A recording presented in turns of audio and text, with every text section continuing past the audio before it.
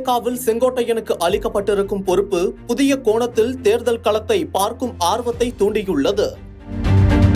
கடந்த சில நாட்களாக இருந்து வந்த சஸ்பென்ஸ் ஒரு வழியாக முடிந்து தாவேகாவில் இணைந்திருக்கிறார் செங்கோட்டையன். கட்சியில் அவருக்கு உயர்மட்ட மாநில நிர்வாக குழுவின் தலைமை ஒருங்கிணைப்பாளர் பதவி அளிக்கப்பட்டிருக்கிறது.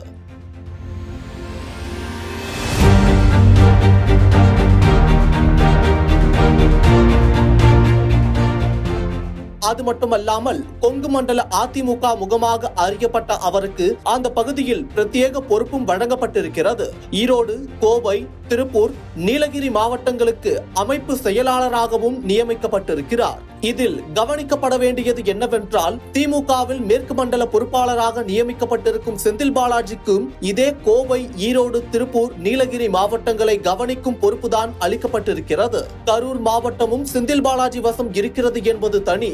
அதிமுக தற்போது வலிமையான எதிர்க்கட்சியாக இருப்பதற்கு கொங்கு மண்டலத்தில் பெற்ற வெற்றியும் ஒரு முக்கிய காரணம். 2021 ஆண்டு சட்டப்பேரவை தேர்தலில் இந்த பகுதியில் இருக்கும் 38 தொகுதிகளில் 26 தொகுதிகளில் அதிமுக வெற்றி பெற்றிருக்கிறது.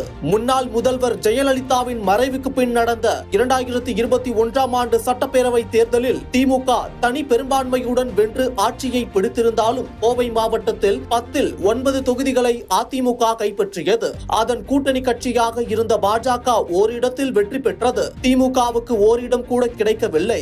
அதிமுகவின் இந்த வெற்றிக்கு முக்கியமாக பங்காற்றியவர்களில் ஒருவர்தான் செங்கோட்டையன்.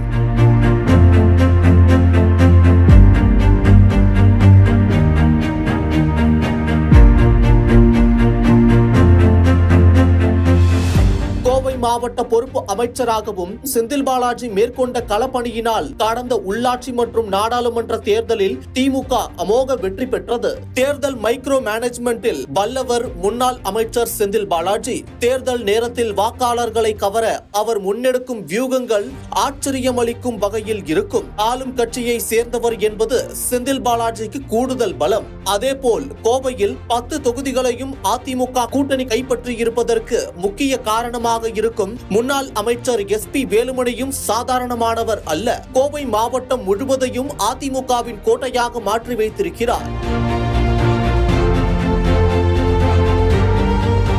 முன்னாள் முதலமைச்சர் ஜெயலலிதாவின் அரசியல் பிரச்சாரத்திற்கான வியூகங்களை வகுப்பதில் வல்லவர் செங்கோட்டையன்.